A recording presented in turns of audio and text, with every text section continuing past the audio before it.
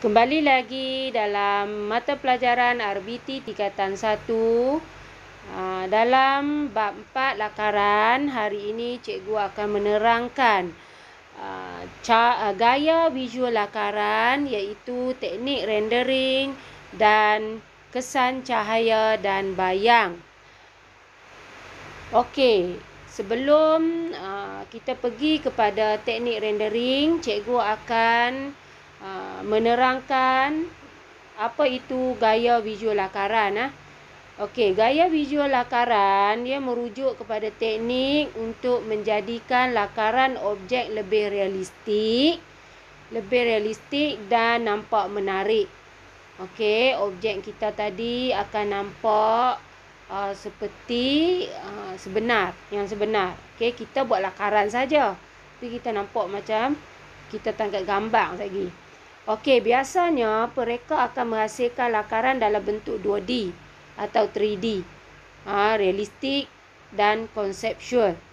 Okey, jadi teknik yang pertama adalah teknik rendering. Okey, baik.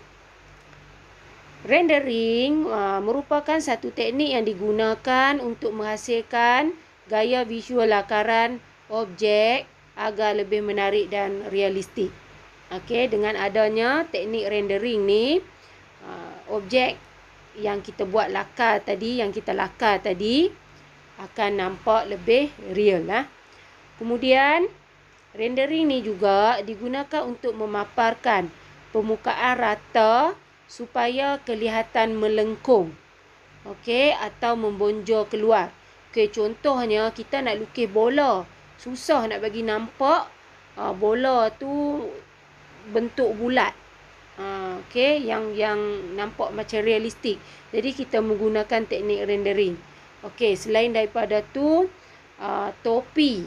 Topi yang kita letak kat kepala kita bentuk spera bulat-bulat tu, bentuk separuh bulatan. Jadi bila adanya teknik rendering ni, dia akan nampak bahagian atas tu nampak macam kawasan yang objek tu nampak macam kita boleh letak kat atas kepala kita lah. Dia melengkung. Okey, rendering juga boleh menggunakan warna. Okey, untuk membuat teknik rendering ni kita boleh menggunakan warna pensel. Okey, tekstur ni maksudnya kita bolehlah letak dekat kita panggil permukaan yang kasar. Kemudian kita boleh menggunakan garisan. Kita buat guna garisan dan juga menggunakan bentuk. Okey. Alatan asas mewarna, untuk mewarna rendering ni sebenarnya kita mewarna lah.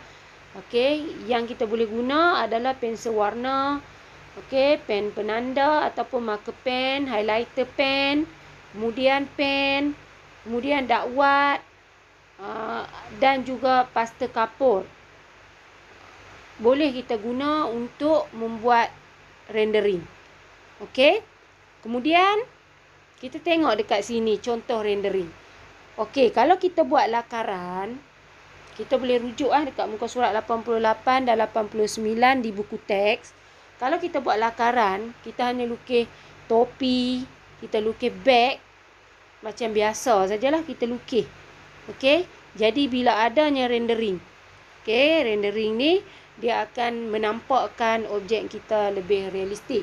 Maksudnya membonjol keluar, kemudian kawasan tu dia gelap, terlindung cahaya. Okey, macam itulah. Okey, jadi kita tengok pada contoh gambar di muka surat 88 ni. Okey, idea yang telah melalui proses rendering. Okey, kita tengok Okey, cikgu boleh fokuskan kat sini. Okey, kita boleh guna color, pensel color ataupun pensel sendiri je. Okey, kita tengok topi ni yang berwarna merah ni, dia gunakan pensel color. Okey, pensel color. Bahagian yang telah dibuat rendering tu kita kena gelapkan. Kita gelapkan supaya nak bagi dia nampak membonjol dan ada kawasan yang terang. Sama juga dengan topi yang hitam putih tu. lagi nampak. Okey.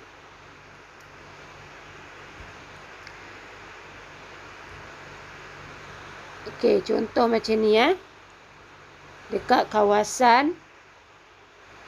Okey ni, dekat kawasan sini kita kena letak cerah. Okey, kena color tu kena layangkan saja. Kita tak boleh gelapkan. Kita gelapkan di bahagian sini. Okey, samalah ni, kamu tengok ni, sini kita letak cerah. Okey, supaya dia nampak membonjol. Cerah tu dia keluarlah. Yang ni dia macam melengkung. Yang ni kita gelapkan, rendering lah.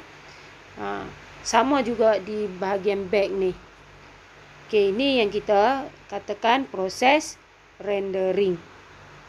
Okey, seterusnya kita tengok kesan cahaya. Okey, proses yang kedua gaya visual lakaran. Okey, kita gunakan kesan cahaya dan bayang untuk menjadikan lakaran lebih realistik. Macam tadi jugalah, macam rendering lah. Tapi bila kita gabung nanti rendering dengan kesan cahaya, objek kita nampak lebih menarik lah. Okey, sebelum kita nak melakar kesan bayang ataupun kita panggil kesan cahaya tadi, kita perlu tentukan dahulu kedudukan sumber cahaya. Okey, perlu diketahui kedudukan sumber cahaya supaya kita boleh membentuk bayang lah. Okey, contoh macam di muka surat 90 buku teks kamu, ni gambar dia lah. Okey, kamu tengok dekat sini kalau kamu tengok kawasan pertama sekali ni ada objek. Okey, objek kita adalah berbentuk petak ni lah, ataupun kita panggil kotak.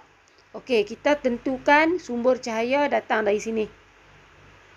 Tu ada matahari tentu katakan, ataupun lampu menyuluh kat situ. Bila sumber cahaya datang ke sini, okey, tempat yang kena cahaya, okey, kita teranglah dekat sini. Kamu nampak kat situ. Kesan cahaya yang terkena pada objek di lakar akan menunjukkan warna terang atau putih berbanding kawasan lain. Ni keterangan dia ni. Okey, kawasan yang terlindung ni, yang tak nampak, yang terlindung daripada cahaya tu adalah gelap. Tone yang gelap pada lakaran menunjukkan kawasan tersebut terlindung daripada cahaya. Okey, ni terlindung pada cahaya ni. Kita kena gunakan tone yang gelap. Kita kena hitamkan. Kalau warna kita kena tekan lagi. Okey, kemudian ini adalah bayang yang terbentuk daripada objek. Okey, kesan bayang yang ditunjukkan dengan warna yang gelap dan dilakar di kawasan yang terlindung. Kesan bayang juga dilakar di atas permukaan lantai untuk menunjukkan lakaran tersebut tidak terapung di udara. Okey, tidak terapung di udara. Kita kena ada lantai lah, kawasan lantai. Okey, jadi ini penerangan cikgu tentang kesan cahaya dan bayang yang kita gunakan pada suatu objek. Okey. Kemudian kita tengok bila kita gabung rendering dan juga kesan cahaya pada sesuatu objek. Contohnya dekat contoh lakaran 1 muka surat 91 di buku teks ni, kita ambil objek cap lah, topi. Okey, apabila anda melakar sesuatu objek, cahaya dan bayang akan memberi kesan menimbulkan bentuk objek. Kemudian nombor 2, rupa objek akan kelihatan sempurna. Kita nampak macam kita tangkap gambar tu. Ini kita panggil kesan cahaya dan bayang dan juga teknik rendering yang kita guna. Okey, jadi dekat sini kamu tengok. Okey, arah cahaya pada atas. Bila arah cahaya di atas, bayang-bayang kita akan membentuk di belah bawah sahaja. Kalau cahaya datang pada sini, bayang kita akan bentuk ke sini. Dan bila bayang cahaya sebelah sini, bayang kita akan bentuk sebelah sini, memanjang ke situ. Okey, jadi itu adalah arah cahaya dan bayang yang kamu kena buat. Okey, jadi bila arah cahaya di sebelah atas ni, kawasan ini yang terkena cahaya, kita letak putih. Ataupun bukan warna putih, kita terang, warna yang terang. Kalaulah cap ni warna biru, kamu layangkan kat situ warna biru. Jadi, tona gelap ni kamu tekankan warna biru kamu tadi ni. Di anak panah sini ni. Ni tona gelap ni. Kamu tekankan warna biru tadi supaya dia nampak macam dia terlindung dan dia gelap sedikit. Sama juga dekat permukaan ini sebab dia berada di atas. Jadi, dia pun cerah sedikit lah. Warna dia lebih cerah. Okey, jadi bayang-bayang terbentuk di sebelah bawah. Okey, jadi bila bayang-bayang terbentuk di belah bawah ni, kita boleh nampak lah kata cap ni berada di lantai. Kalau dia tergantung, kita tak nampak macam tu. Okey. Okey, itu sahaja penerangan cikgu pada hari ini. Sekian. Terima kasih.